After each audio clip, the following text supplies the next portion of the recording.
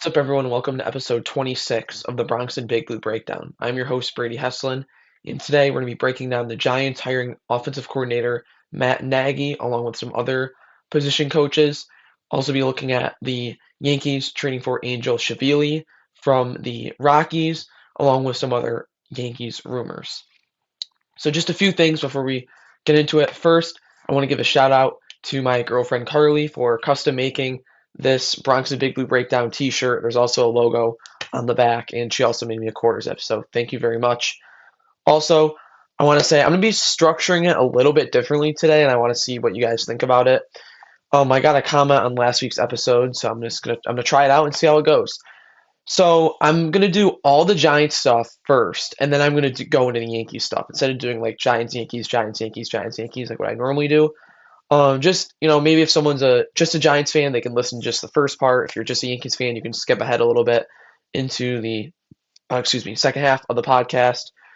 Um, I'm gonna try doing that and just kind of seeing how it goes. So yeah, but let's get into the Giants news. So originally it was looking like it was gonna be kind of a slow week for the podcast. It's gonna be going over some offensive coordinator candidates along with talking about position coaches. But then this morning it was like bam, like kind of out of left field. The Ian Rappaport and some other guys reported that the Giants are hiring Matt Nagy as their offensive coordinator. So let's talk about Matt Nagy a little bit. So he was the Eagles quality control coach from 2011 to 2012. He was then the Chiefs quarterbacks coach from 2015 to 2016. Then was the Chiefs offensive coordinator in 2016 and 17. Then was hired as the Bears head coach from 2018 to 2021. 2022, he went back to the Chiefs as their quarterbacks coach slash senior assistant. In the past 3 seasons, he has been the Chiefs offensive coordinator. It's not an inspiring hire. It's not really a sexy hire. Um, I kind of thought that John Harbaugh would want to go with an experienced play caller. Just looking at his past hires, he's went for guys that have called plays before. And my personal top choice, with Davis Webb off the board and no Nate Shieldhouse, was Cliff Kingsbury. I thought he would have fit really well with Jackson Dart. I like what he did with Jaden Daniels. I think there's certainly a ceiling with Cliff Kingsbury, but I think he would have come in and done a good job with the offense. But that's not the direction that they went. They went with Matt Nagy. Some other numbers. So as the Chiefs offensive coordinator in 2016 and 2017, they were 13th and then 6th. Then he went to the Bears, and the Bears were 9th, 29th, 23rd, and 27th. Then he rejoined the Chiefs 2023. They've been 15th, 15th, and 21st. That I don't love these last couple years, I'm not gonna lie. I mean, you have Patrick Mahomes, Travis Kelce, and you are right around league average for your offense. At the same time, it's Andy Reid's offense, right? It's Andy Reid's offense. He's the one calling the plays. His time, early on with the Bears wasn't too bad. I mean, got Mitch Trubisky into the playoffs, and if it wasn't for a double doink, I mean, they win a playoff game there. So, I mean, you can also point at a lack of talent in Chicago as well. I mean, they had Justin Fields, who we've seen how he's turned out, and their running back room wasn't great, in that time. And then again with the Chiefs, it was Andy Reid's offense, right? This is an Andy Reid disciple. Same thing with John Harbaugh. They never worked together, but they both are coming from that Andy Reid tree. And yeah, I mean, we'll see what Matt Nagy's made of this year. And I think something to remember is, John Harbaugh's not afraid to pull the plug. If this offense does not look good and Matt Nagy, it just isn't working, Matt Nagy will be gone. But at the same time, I don't love that argument for defending Matt Nagy, because do you really want Jackson Dart to have his third offensive coordinator in 3 years? I mean, we've seen how that has really ruined some young quarterbacks just with the constant change and constant turnover with the coaching staff. I kind of just threw these notes together pretty quickly, just because he just got hired this morning. Wasn't planning out talking about it, but yeah, I mean, this is a huge opportunity for Matt Nagy. I mean, if the Giants offense looks good. I think he has a strong possibility of getting a head coaching job. I really do. I mean, he was close with the Titans this year, and I mean that gives me a little bit of hope. Maybe he had like a good plan for Cam Ward and whatever. I don't know. Again, not super, not like I mean, like a guy like Alex Taney or like Shane Day. That would have been more the exciting, even like Davis Webb if he didn't get hurt. That's an exciting hire, but with Matt Nagy, it's kind of like, like I mean, it has potential to work. I mean, we've seen it, but at the same time, the past couple years, he's had a top 10 offense twice in that time period, and it's never had a top 5 offense. If we look at EPA per play, going from 2016 on, skipping 2022 because he wasn't a coordinator or head coach, they were 15th, 4th, 13th, 27th, 24th, 29th, 11th, 9th, and 11th. So they've been better in EPA per play. If you don't know what that is, it's expected points added. Yeah, so that's it's an advanced analytic there, but yeah. So Matt Nagy, offensive coordinator, big thing to look out for. I'll talk about this a little bit later in the episode, but obviously the quarterbacks coach and the offensive line coach are two critical parts of this Giants coaching staff. So we'll have to see what they do in those positions. So I'll probably talk more about Matt Nagy as the weeks go on. I don't love it. Like, I'm not gonna lie, I don't love it, but I'm also trusting the guy that's been doing this for 18 years, being paid $20 million. The guy that's basically running the franchise. I'm gonna trust him in making this hire. So hopefully it works out. And we can now jump into some of the position coaches. The first guy I'll talk about is Donald D'Alessio. He is the pass game coordinator and secondary coach. He is coming from the Ravens. He was their defensive backs coach last year. 2022 to 2024, he was the Chiefs safety coach. 2021, he was the Chiefs defensive assistant. He was an LSU defensive assistant before that, and then he was with Youngstown State from 2015 on, worked his way up to their defensive coordinator job. He's young, only 34 years old. I've seen a lot of and heard a lot of good things about him. They think he has the potential to be a future defensive coordinator in the NFL. So we'll see. Again, I feel like I see this every year, but this is really a big hire because the Giants secondary was not nearly as good as it should have been last year. I mean, Paulson Adebo took a step down. Javon Holland wasn't the player we wanted him to be. Tyler Nubin for sure regressed. We'll see if Deonte Banks is even on the roster next year's kick returning ability might give him a spot. But we'll see if D'Alessio can unlock more in Deonte Banks. Drew Phillips as well. So there's a lot of question marks in this safety group. So Donald D'Alessio has a lot of work ahead of him. And if he does a good job with the secondary, he definitely could be on the track to becoming a defensive coordinator in the NFL. Another hire was the assistant offensive line coach, Grant Newsome. He is coming from Michigan. He was their offensive line coach the past 2 seasons, and he's been on their staff since 2018, meaning he worked under John's brother, Jim Harbaugh. So, we're seeing John Harbaugh take a lot of guys that he's, familiar with, whether they've worked under him, his brother, his dad, Andy Reid, like those type of guys. And I see a lot of people complaining about that, but I'm not surprised by that at all. I mean, this is a guy that's really looking to change the culture of the New York Giants, and he wants to hire guys that he can trust and that he knows, will buy into that, and they understand what he's trying to preach with this organization. Chad Hall was hired as the wide receiver coach. He was the assistant quarterbacks coach for the Giants last year.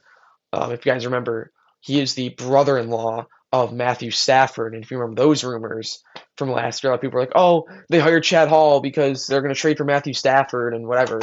That would have been crazy, by the way. Just to think about, we'd be on a completely different timeline if the Giants traded for Matthew Stafford. Knowing our luck, his back injury would have flared up, and he wouldn't have nearly had the season that he had with the Rams this year with the Giants. But that is besides the point. 6 seasons before last, so from 2024 back, He was the Bills and Jaguars wide receiver coach. So he's got experience.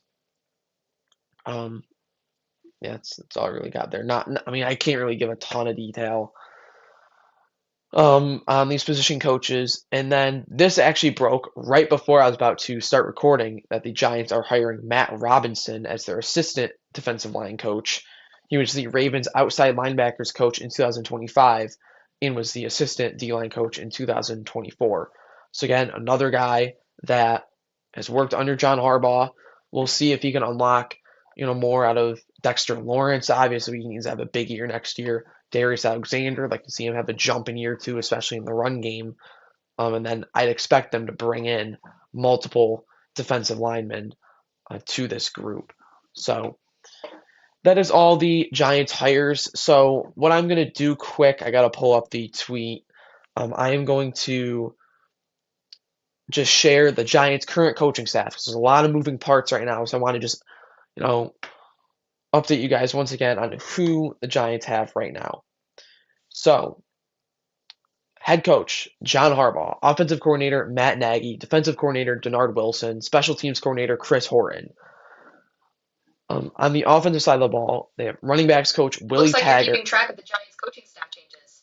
John Harbaugh is indeed the offensive coordinator. Matt.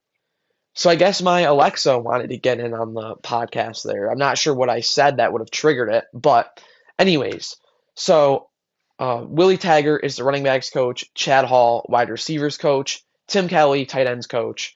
So the quarterbacks coach and the offensive line coach are still vacant. Defense, Dennis Johnson is the defensive line coach. Charlie Bolin is the outside linebackers coach. Donald DeLessio is the defensive backs coach. And then Matt Robinson is an assistant, and there's a few other assistants that have been hired as well. So coaching staff is definitely filling out. As it continues to get filled out, I'm going to start jumping more into like some free agency breakdowns and that kind of thing. So yeah, I'm gonna do the This Week in History and the Looking Forward still together. I think it's not like a huge segment, so I think I'm gonna keep those together. So yeah, that's about all I got for breaking down stuff for the Giants. So now we can move on to the New York Yankees. Change my mind. I'm just going to do all the Giant stuff together because I realized if I do that, it's basically just doing the exact same thing that I've been doing. So, sorry, it's been a chaotic past couple minutes in the podcast, but back to it. So, This Week in History for the Giants, February 3rd, 2008. So, the day I'm recording this, 18 years ago today, the New York Giants won Super Bowl 42.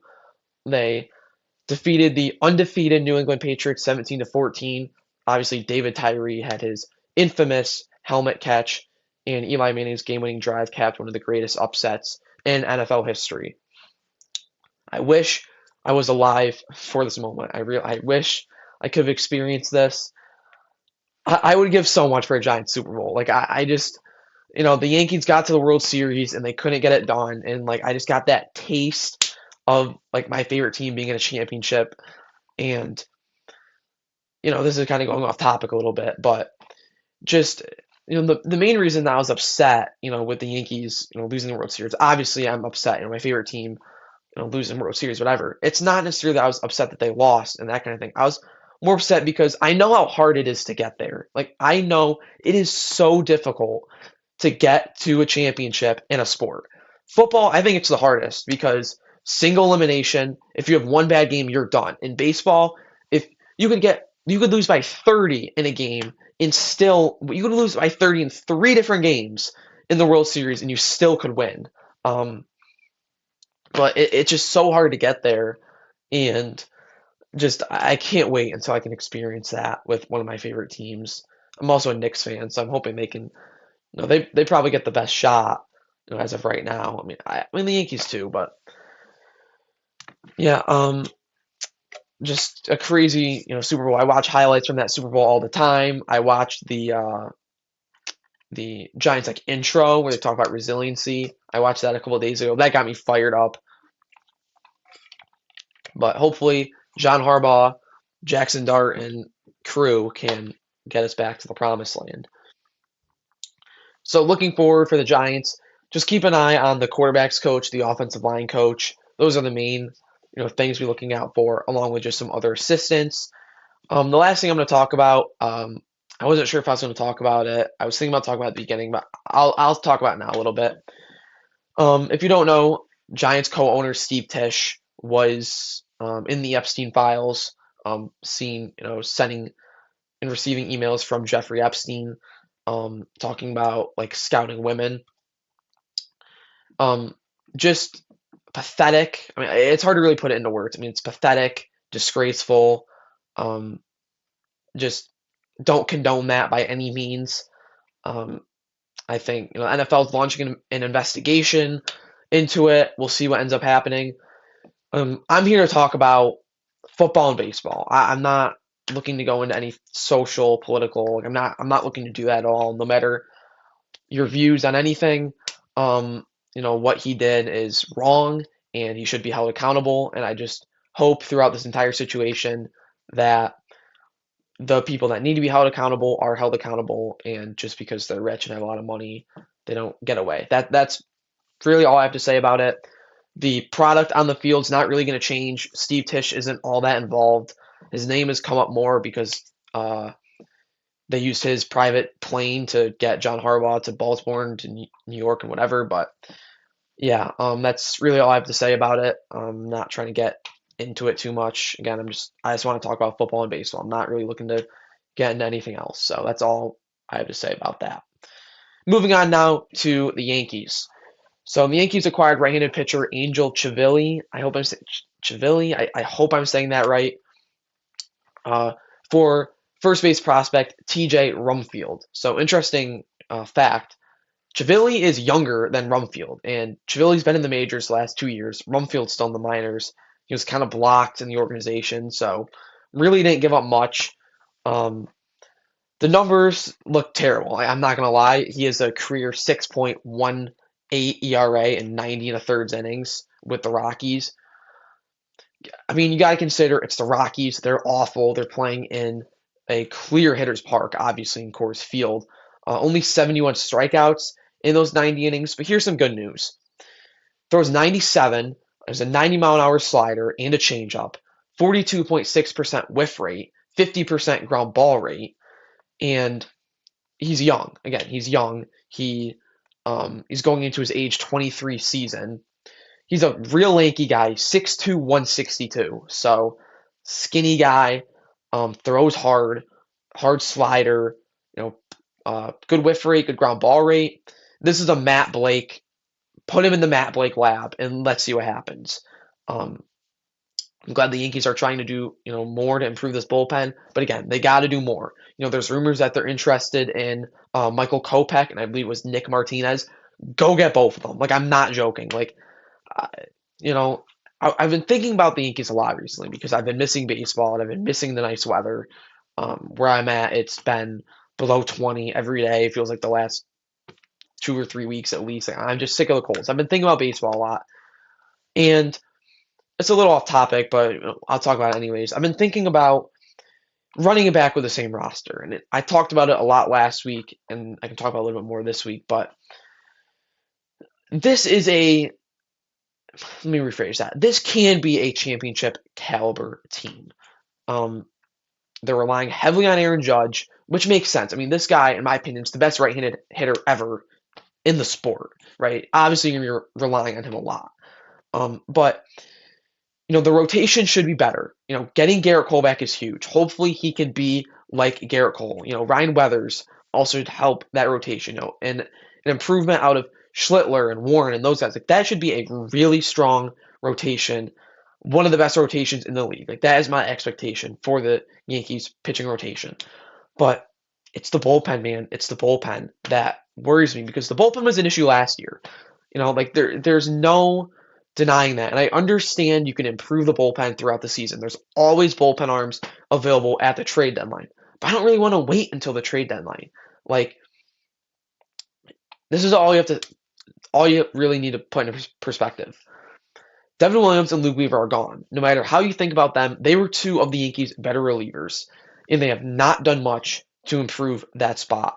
They drafted Winquest in the Rule 5 draft traded for Chivilli, re-signed Hill and Blackburn and Ryan Yarbrough. But outside of that, I mean, even with that, that's not much really. There's no, true like MLB arms that are going to throw well and get you out. I mean, I like Chivilli, but I mean, a 6.18 ERA in 90 innings, like you can't bank on that. You know what I mean? So I want them to go get Michael Kopech really bad. I don't care if they have to overpay. I would really like Michael Kopech. I'd feel a lot better about the bullpen with him in it. If they got both of them, I'd be ecstatic. I would be getting aboard the ALCS train because I think that's where they'll be and they have a strong shot to win it if they stay healthy. Like this team can be really good. Another thing I'll talk about is there's rumors to bring back Paul Goldschmidt. I would like that a lot. This team can be really good. They got to stay healthy and they got to keep improving the bullpen. The lineup was statistically with OPS and that's up. They had the best lineup in baseball. If you want to run that back, fine. Do I think they can improve catcher, first base, with a righty, get another guy at short, sure. But at the end of the day, getting 1 through 9 to all be offensive threats and that kind of like that's tough to do. So yeah, I mean maybe I'm being a little more optimistic because baseball season's right on the corner and that kind of thing. But I think this team can win the American League if they stay healthy and make a few smaller moves, be a bit aggressive at the trade deadline. That's my expectation for this team. So talk a little bit about Paul Goldschmidt as well. I'd like that if it's a fairly cheap deal. I think around 8 million and less I'd be fine with. If you're pushing 10. He got 12.5 last year, so I think if you're pushing 10, that's a little pricey for a platoon first baseman who kind of fell off at the end of the year, but still hit well against lefties, good first baseman, sneaky good base runner. I think he'd be a great mentor, again, for Ben Rice, help him, defensively at first base, because Ben Rice is going to be an everyday guy. He's going to be an everyday guy this season, and he's got great advanced numbers. Like, Baseball Savant page looks real good. But we got to see that translate more into, just, basic stats like batting average, on base, OPS, home runs, all that stuff. We want to see that translate to the box score. But I'm, really looking forward to watching Ben Rice this season. So I think that is all I got for the Yankees breakdown this week. So we can move on now to the This Week in History. This is one I'm not super familiar with. February 1st, 1974, the Yankees finalized a deal for Ken Holtzman. He's a left-handed, and he was a key piece in the late 90s dynasty, or late 70s dynasty, and helped the Yankees win multiple World Series titles. So there wasn't a ton of news this week for the Yankees for This Week in History, but I found that, so I thought that was kind of interesting. So looking forward, again, just kind of, keeping an eye if they bring in anyone else, maybe some smaller deals, another trade, we'll see. But we're getting close. February 12th, pitchers and catchers report, and then February 15th, position players report with the first full squad workout the next day. So in 2 weeks' time, spring training will be underway, and I'm so excited. I'm so ready for baseball season. I can't wait for the Yankees to probably crush my soul multiple times this year, but also, bring me up and make me feel like I'm on top of the world. It's just so nice to come home, whether it's from school or, wherever, work, and you always know there's going to be a baseball game on. That's just such a good feeling. Even if it's just background noise or whatever, I love baseball season so much. So, we're getting close, and I'm super excited for that. So, a little bit of a shorter episode this week, not a ton of news, but that is going to wrap up this episode. So please like, follow, subscribe. Sorry, the middle is a little bit chaotic. If you guys have any advice or even any criticism, let me know. I'm always trying to improve. Again, this week I kind of switched some things up, so just let me know what you think of that. Again, shout out Carly for the shirt. Also have a quarter zip I'll be wearing in future episodes. But until next time, let's go Yankees and let's go Giants.